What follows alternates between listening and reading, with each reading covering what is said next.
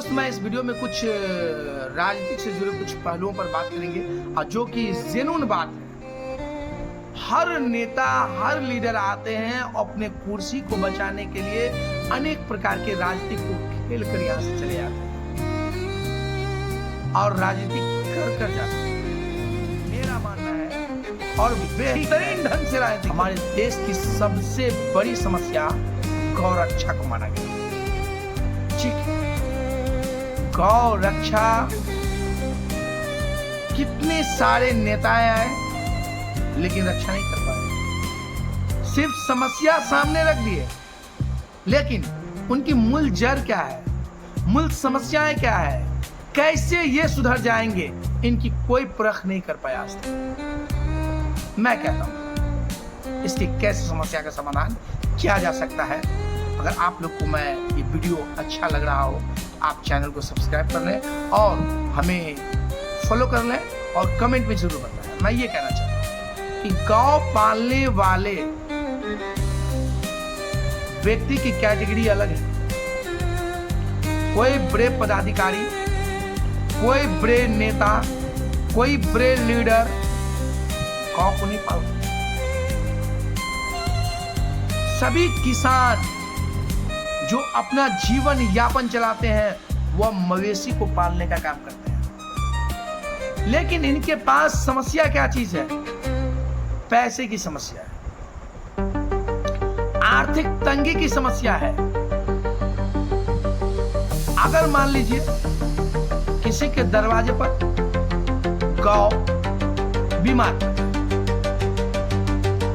Suppose मान लीजिए 18% या 20% आप मुस्लिम मानते होंगे, लगभग 18-20-22% अप्रोक्सीमेट आई नो 2011 जनगणना के अनुसार मैं बोल रहा हूँ कि लगभग इतने मुस्लिम है भारत में।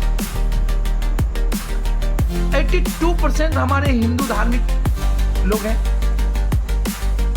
लेकिन मूल समस्या क्या है कि जो गौ पालते हैं उनकी यह समस्या है कि जब गौ की अंतिम स्थिति आता है तो वह उन्हीं व्यक्ति के नाम से बेचते हैं, उन्हीं व्यक्ति को कॉल करके बुलाते हैं और 2-4 हजार रुपए में बेचते हैं। गौ बीमार हो गया, लेकिन इनका सही ढंग से रख रखाव, अंतिम सांसें अपने दरवाजे पर कितने % लोग करते हैं? आप अपने दिल से पूछिए कि कितने % व्यक्ति इतना करते हैं? अगर किसी की जानवर की अगर कल टांग टूट जाए तो वह फौरन 15,000 10,000 में दे देते, और लेने वाले व्यक्ति ठीक है मुस्लिम में ही है, मैं मानता हूं, लेकिन उसे कॉल करके किसने बुलाया? आप ही ने बुलाया।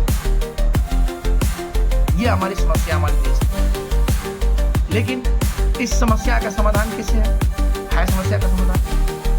मान लीजिए गांव है, मुस्लिम वर्ग के लोग इनका रक्षा करते हैं, इनका सुरक्षा करते हैं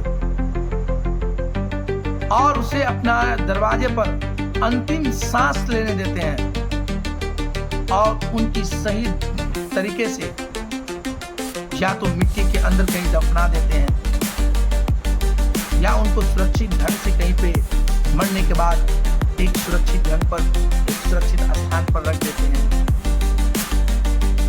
हमारे हिंदू धर्म के वर्ग के दोस्त भाई, अगर ये इस गौ को अंतिम सांस अपने दरवाजे पे लेने दें और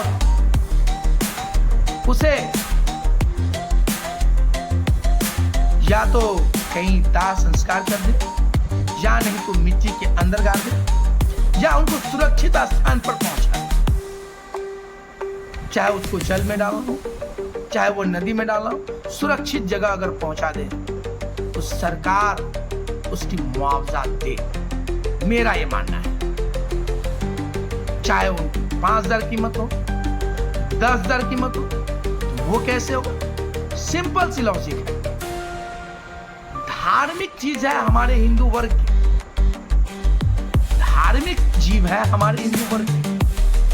ठीक है, मुस्लिम उस धर्म की सम्मान करे, लेकिन अगर मुस्लिम इसकी सुरक्षा करता है तो सरकार कहे कि आप हमें नोटिस कीजिए और हमारे पदाधिकारी को बताइए, मैं आपके अकाउंट में 5,000 रुपया डालने का प्रयास डालूंगा। प्रयास नहीं, मैं 5,000 रुपया दूंगा।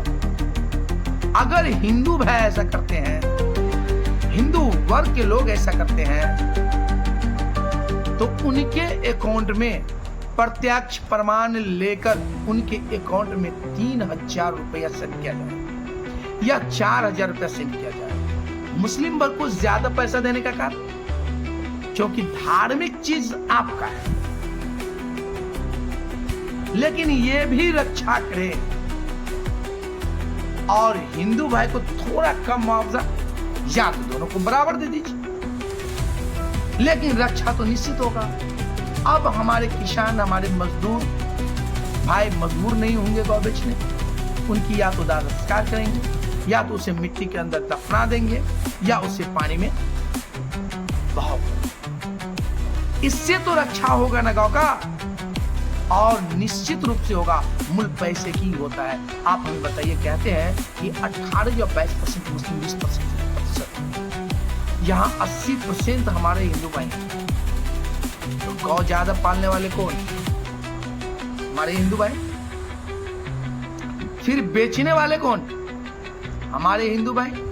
जब आप जान रहे हैं कि गौ का रक्षा मुस्लिम नहीं कर पाएगा, उनके हाथ में आपने गौ दिए, उनका अंतिम संस्कार, अंतिम सांसें आपके दरवाजे पर ही होना चाहिए। ये जरूरी है, क्योंकि ये धार्मिक चीज है और धार्मिक चीज की रक्षा करना, चाहे वह किसी भी धर्म का चीज हो, चाहे वह हिंदू धर्म का हो, मुस्लिम धर्म का हो, सिख धर्म का हो, ईसाई धर्म का हो, किसी भी धर्म का जीव हो, उसका रक्षा करना हम मनुष्यों का कर्तव्य है। इसलिए मैं सरकार से विनती करता हूं कि आप हमारी बातों पर तार्किक ढंग से, तार्किक चिंतन के साथ इस बात पर गौर फिक्र करें। इसलिए मैं इस वीडियो को यहीं पर एंड करता हूं। जय हिंद, जय भारत।